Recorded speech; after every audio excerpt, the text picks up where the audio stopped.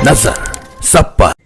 नमस्कार, मैं हूं दीप्ति शर्मा और आप सभी का स्वागत करती हूं थर्ड आई न्यूज नेटवर्क में। आपका अपना फेवरेट चैनल अब एक नए तेवर और कलेवर के साथ शुरू होने जा रहा है। तो आइए बिना देर किए सीधे रुख करते हैं अभी तक की 10 बड़ी खबरों का।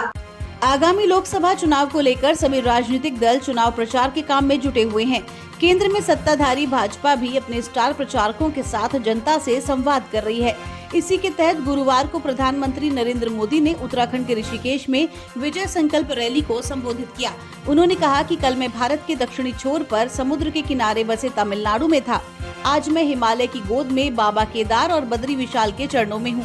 दोनों जगह एक ही नारा गूंज रहा है और वो है एक बार फिर से मोदी सरकार।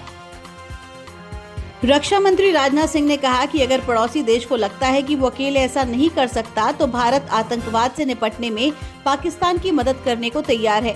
ANI द्वारा एक्स पर साझा किए गए एक विशेष पॉडकास्ट में राजनाथ ये चेतावनी देते हुए दिखे कि यदि पाकिस्तान एक हथियार के रूप में आतंक का उपयोग करके भारत को अस्थिर करने की कोशिश करता है तो उसे अपने कार्यों के परिणाम भुगतने होंगे।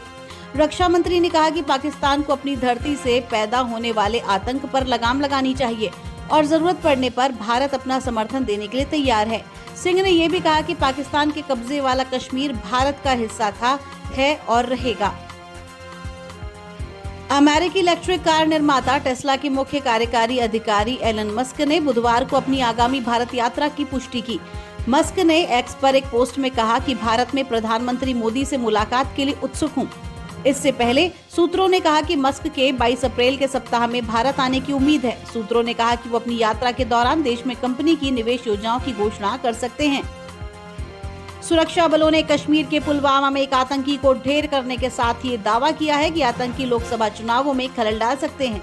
आतंकी इरादों से निपटने को हाई अलर्ट भी जारी किया गया है। पुलिस ने बताया कि आतंकवादियों की मौजूदगी की सूचना मिलने पर सुरक्षा बलों ने दक्षिण कश्मीर जिले के राजपुरा इलाके के फ्रेसीपुरा गांव में घेराबंदी कर तलाश अभियान शुरू किया। अधिकारियों ने बताया कि आतंकवादियों के बलों पर गोलीबारी करने के बाद तलाश अभियान मुठभेड़ में बदल गया। हालांकि अभी तक सुरक्षा बलों ने उनकी सभी कोशिशों को नाकाम कर दिया है। ईद की नमाज के दौरान भाजपा पर भड़की ममता बनर्जी बोली, हम नहीं स्वीकार करेंगे CAA, NRC और UC। मुख्यमंत्री ने ईद उल फितर के अवसर पर यहां एक सभा को संबोधित करते हुए दावा किया कि कुछ लोग चुनाव के दौरान दंगा कराने की कोशिश करेंगे। साथ ही उन्होंने लोगों से साजिश का शिकार नहीं होने का आग्रह किया। ममता दीदी ने रेड रोड पर लोगों को संबोधित करते हुए कहा कि हम संशोधित नागरिकता अधिनियम, राष्ट्रीय नागरिक पंजी और समान नागरिक संहिता को स्वीकार नहीं करेंगे। अगर हम एकजुट होकर रहेंगे तो कोई भी हमें नुकसान नहीं पहुंचा सकता। राजस्थान में लोकसभा चुनाव को लेकर तैयारी तेज हो गई है। बीजेपी जहां जोड़ तोड़ की राजनीति कर रही है, वहीं कांग्रेस अपने गढ़ को बचाने में जुटी है। इनमें कई ऐसी सीटें हैं जहां कांग्रेस के दिग्गज लगातार चुनाव प्रचार कर रहे हैं। यहां की सभी 7 सीटों पर सचिन पायलट की भूमिका बेहद अहम रहने वाली है। इन सीटों पर सचिन पायलट चुनाव प्रचार तो कर ही रहे हैं, लेकिन यहां अशोक गहलोत नहीं देखे जा रहे। सीताराम अग्रवाल को बीजेपी ने ज्वाइन कराकर सीकर में व्यापारी वर्ग को साधने की कोशिश की। वहीं कई जाट नेताओं को भी बीजेपी ज्वाइन करा रही है। राजस्थान रॉयल्स के कप्तान संजू सैमसन पर 12 लाख रुपए का जुर्माना लगाया गया है। ये राजस्थान के लिए सीजन में पहली हार के बाद दूसरा झटका है।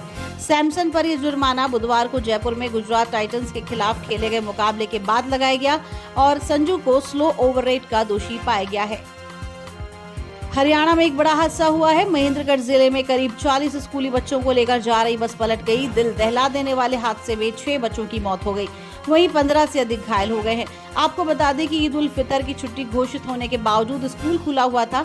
इसको लेकर अभिभावक सवाल भी उठा रहे हैं। पुलिस ने कहा कि बच्चों को ले जा रही एक GL पब्लिक स्कूल की बस नारलौल में उन्हानी गांव के पास अनियंत्रित होकर पलट गई। इस घटना में 6 बच्चों की मौत हो चुकी है, कई अन्य लोग भी घायल हुए हैं।